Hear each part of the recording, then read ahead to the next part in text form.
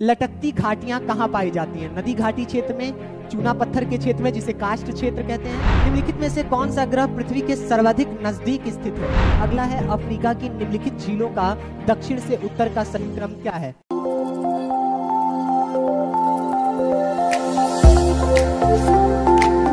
स्वागत है आप सभी का एग्जाम 30 के प्लेटफॉर्म पे। मेरा नाम रहबर नवाज है और जैसा कि हम सभी जानते हैं 69 बीपीएससी का फॉर्म भरा जा चुका है और बहुत जल्द इसका एग्ज़ाम होने वाला है और लगातार बीपीएससी देने वाले अभ्यर्थी मॉक टेस्ट और प्रैक्टिस सेट की तलाश में इधर उधर मारे फिर रहे हैं कि कहां से शानदार प्रैक्टिस सेट की जा सकती है और किस प्रकार से हम ऐसी प्रिपरेशन करें जो YouTube के माध्यम से एग्जामिनेशन हॉल में भी हमें मदद कर सकता है। तो एग्जाम 30 का प्लेटफॉर्म आपके लिए लगातार प्रयास कर रहा है शानदार मॉक टेस्ट ले आने का। उसी की कड़ी में ये तीसरा मॉक टेस्ट है जो कि ज्योग्राफी पर आधारित है। बिहार लोक सेवा आयोग में ज्योग्राफी के पोर्शन से लगभग 20 से 25 क्वेश्चन आते ही आते हैं। तो उसी के अकॉर्डिंग देखते हुए हमने विगत वर्षों में पूछे गए महत्वपूर्ण प्रश्नों के साथ इस संकलन को तैयार किया हुआ है। तो इसके साथ ही साथ इसमें एनसीईआरटी पर आधारित एमसीक्यू भी आपको देखने को मिलेगा। तो वीडियो पूरा देखने से पहले अगर आप पहली बार एग्जाम 30 के प्लेटफॉर्म पे आए हुए हैं तो हमारे चैनल को सब्सक्राइब कर लें ताकि अन्य दूसरी कड़ी में भी आपको ऐसे वीडियोस आसानी से प्राप्त हो सके और पहला नोटिफिकेशन आप तक पहुंच सके। चलिए स्टार्ट करते हैं और पहला प्रश्न आपके सामने है, दक्षिण के पठार में किस प्रकार की चट्टानों का सर्वाधिक विस्तार मिलता है? ग्रेनाइट, लैटेराइट, लावा, बालू पत्थर, उपरोक्त में से कोई नहीं या एक से अधिक? किस प्रकार की पठार आपको देखने को मिलेंगे, चट्टान? तो इसमें आपको जो सर्वाधिक चट्टानें दिखेंगी वो लैटेराइट किस्म की दिखती हैं। ठीक है, तो option B is the right answer. ठीक है, अगला प्रश्न आपके सामने है कि भूपर्पटी में सबसे अधिक मात्रा में पाए जाने वाले अधातु कौन से हैं? कौन सा है बताइए? अधातु पूछ रहा है। सोडियम, एल्युमिनियम, लोहा, सिलिकॉन। तो ऑक्सीजन के बाद जो पाया जाता है वो सिलिकॉन पाया जाता है। ठीक है, ऑक्सीजन के बाद भूपर्पटी में किसका योगदान है? सिलिकॉन का योगदान है। तो राइट ऑप्शन इज डी हो जाएगा। अगला प्रश्न आपके सामने है जिसमें दिया हुआ है गुटेनबर्ग और वेइचर्ट असंतत्य किससे पृथक करता है? तो जब हम भूपटल का स्ट्रक्चर देखते हैं आंतरिक रूप से, तो जो ऊपरी भूपर्पटी के दो लेयर्स होते हैं, एक पतली लेयर होती है फिर उसके नीचे मोटी लेयर होती है, इसको बांटने वाली यानी क्रस्ट को बांटने वाली लेयर को कोर्नार्ड असंबद्धता कहते हैं। वहीं यहाँ पे ऊपरी मेंटल और निचले मेंटल को बांटने वाले को क्या कहा जाता है? रेप्ती कहते हैं। रेप्ती असंबद्धता बोलते हैं। वहीं गुटेनबर्ग जो आता है वो आपका बाह्य कोर और निचले मेंटल को ये जो रेखा बांटती है, अलग करती है, इसे गुटेनबर्ग वेइचर्ट असंतत्य कहा जाता है। तो राइट ऑप्शन यहाँ पे हो जाएगा आपका मेंटल और क्रोड को, ए हो जाएगा। ठीक है, जिसमें क्या होता है? ऊपरी कोर और निचले मेंटल को बांटने वाली रेखा कहलाती है आपकी गुटेनबर्ग असंतत्य। अगला है मोहो असंतत्य किसे पृथक करता है? अभी हम लोगों ने पढ़ा मोहो, तो इसमें हो जाएगा आपका, इस प्रश्न का सही जवाब हो जाएगा आपका भूपटल और मेंटल। यहाँ भू छूट गया है। भूपटल यानी क्रस्ट और मेंटल को जो बांटती है रेखा वो कहलाती है मोहो असंबद्धता या मोहर्विक असंतत्य बोलते हैं इसको। ठीक है, निम्नलिखित में से कौन सा ग्रह पृथ्वी के सर्वाधिक नजदीक स्थित है? बुध, शुक्र, मंगल, बृहस्पति, उपरोक्त में से कोई नहीं या एक से अधिक? हम जानते हैं बीपीएससी के एग्जामिनेशन में ऑप्शन ई भी दिया जाता है और अब बीपीएससी ने डिक्लेयर कर दिया है कि वो ई ऑप्शन को एक्टिव मोड में यूज करेगा। तो कई ऑप्शंस में ई भी राइट आंसर हो सकता है। ठीक है, ये आप पेपर जब देने जाएं तो इसका विशेष ध्यान रखिएगा। तो इसमें से जो आपका हो जाएगा शुक्र ग्रह जो है पृथ्वी के सर्वाधिक नजदीक है और इसको पृथ्वी की बहन भी कहा जाता है और भोर का तारा भी शुक्र ग्रह को कहते हैं। जिस तल के सहारे स्थल खंडों का संचलन होता है उसे क्या कहा जाता है? तो उसे भ्रंश तल कहते हैं। क्या कहते हैं? भ्रंश तल कहा जाता है। और उन्हीं का क्या होता है, अलग अलग स्थल खंडों का संचलन होता है। जैसे मान लीजिए ये एक स्थल खंड है और ये एक स्थल खंड है, और इनके बीच में भ्रंशन उत्पन्न हो जाता है, और ये इस डायरेक्शन में जा रही हो और ये इस डायरेक्शन में जा रही हो, तो ये भ्रंशन और टेक्टोनिक प्लेट की वजह से ऐसा होता है। ठीक है, तो ये भ्रंश तल के कारण क्या होता है, खंडों का संचलन होता है। अगला प्रश्न है, किलिमंजारो कहाँ की एक मृत ज्वालामुखी है? Mount Kilimanjaro. तो माउंट किलिमंजारो मोजाम्बिक में है, मेडागास्कर में है, इथोपिया, तंजानिया, या इनमें से कोई नहीं? तो माउंट किलिमंजारो तंजानिया में देखने को मिलेगा आपको। ये वहां का नेशनल पार्क भी है, किलिमंजारो नेशनल पार्क, और ये अब मृत अवस्था में ज्वालामुखी है। ज्वालामुखी की कई अवस्थाएं होती हैं, एक मृत अवस्था होता है, एक प्रसुप्त होता है, और एक एक्टिव होता है। एक्टिव में लगातार लावा निकल रहा होता है, प्रसुप्त में कुछ वर्षों से रुका होता है, और फिर दोबारा उसके संभावनाएं होती हैं वोल्केनो के निकलने की। अगला है, पोपा ज्वालामुखी कहां पर स्थित है? Philippines, Japan, Myanmar, Cambodia. तो पोपा ज्वालामुखी आपको देखने को मिलेगा म्यांमार में। ठीक है, म्यांमार में ये ज्वालामुखी मिलती है। निम्नलिखित में से कौन सा जागृत ज्वालामुखी भूमध्य सागर का प्रकाश स्तंभ कहा जाता है? कौन सा है? Stromboli, Vesuvius, Etna. तो इसमें स्ट्रोम्बोली को जो है भूमध्य सागर का लाइट कहा जाता है। ठीक है, प्रकाश स्तंभ कहा जाता है स्ट्रोम्बोली ज्वालामुखी को। ये कहाँ है? सिसिली द्वीप पर स्थित है, इटली में। सिसिली द्वीप इटली में स्थित है स्ट्रोम्बोली वोल्केनो। अम्ल आग्नेय शैलों में किसका प्रतिशत अधिक होता है? यानी ऐसा आग्नेय शैल जिसमें अम्ल पाया जाता है, तो कौन सा अम्ल सर्वाधिक पाया जाता है आग्नेय शैलों में? इग्नीशियस रॉक में। तो आपको उसमें सिलिका की मात्रा ज्यादा मिलेगी।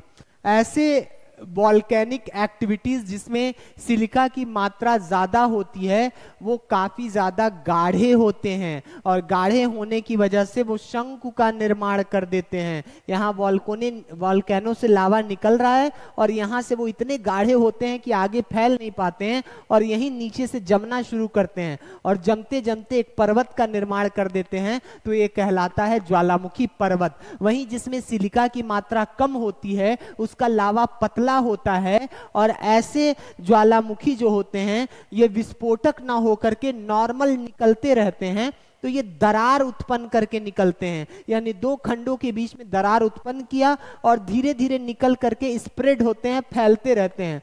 यहाँ से निकला, यहाँ पे जो पहले से पड़ा हुआ था इसको ये नए वाले ने धक्का दिया, फिर ये आगे, फिर ये आगे, या फिर इसके ऊपर ऐसे फैलते रहते हैं। तो ये जो आसानी से फैलते हैं ये पठार का निर्माण करते हैं, और जो एक ही जगह जमते हैं वो पर्वत का निर्माण करते हैं। जैसे भारत का दक्कन का पठार ज्वालामुखी के दरारी उद्भेदन से ही निर्मित हुआ है। ठीक है, अगला है, अफ्रीका की निम्नलिखित झीलों का दक्षिण से उत्तर का सही क्रम क्या है? तो इसमें सही हो जाएगा आपका न्यासा, टंगनिका, विक्टोरिया और रुडोल्फ। ठीक है, अगला प्रश्न है, झीलों के निम्नलिखित वर्गों में से कौन सा एक विवर्तनिक उत्पत्ति का उदाहरण है? यानी ये सभी टेक्टोनिक प्लेट्स की वजह से उत्पन्न हुए हैं। कौन सा है बताइए?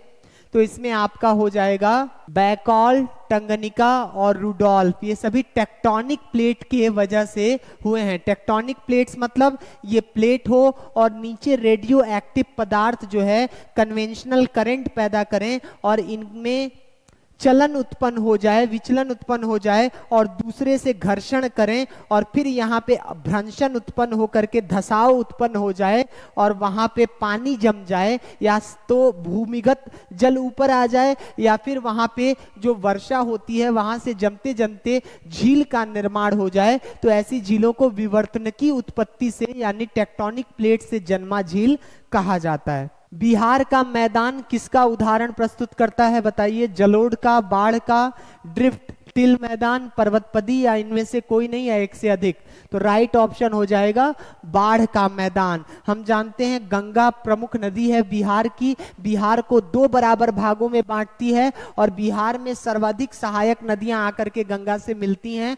और ये बिहार का जो मैदान है वो गंगा का निचला मैदान है, निचला स्तर है, जहां पे गंगा नदी अपने द्वारा लाए गए गाद का निक्षेपण अपने तटों पर करती है और इस प्रकार से यहाँ पे जलोढ़ मृदा और नवीन खादर मृदा का निर्माण होता है, यानी बाढ़ का मैदान। अगला है, निम्नलिखित में से कौन सा एक पुराना वलित पर्वत है?